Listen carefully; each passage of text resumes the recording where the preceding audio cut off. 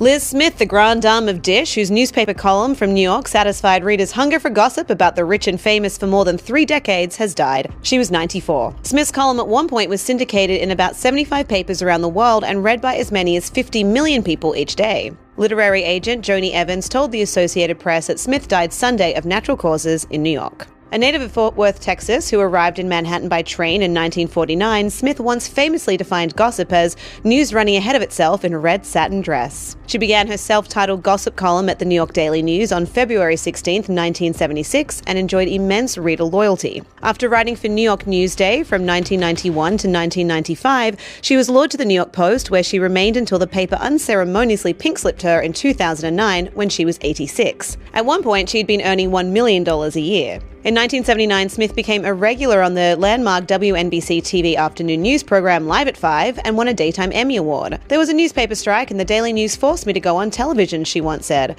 "I had so much fun doing that show that I kept doing it for 15 years. Of her successful writing career, Smith attributed it to her ability to get to the people that nobody else could get to. "I met lots of interesting people coming up and they stayed friends with me when they made it big. And my friendship with Elizabeth Taylor and Richard Burton really helped make my career. It didn't do them any harm either." Smith authored several books, including Natural Blonde, her best-selling 2000 memoir, in which she came out as bisexual and acknowledged her relationship with archaeologist Iris Love. And why were people so fascinated with what Smith did for a living? "We make stars into something exquisite, and we want to know what they're doing and thinking," she explained, "because our lives are desperately boring."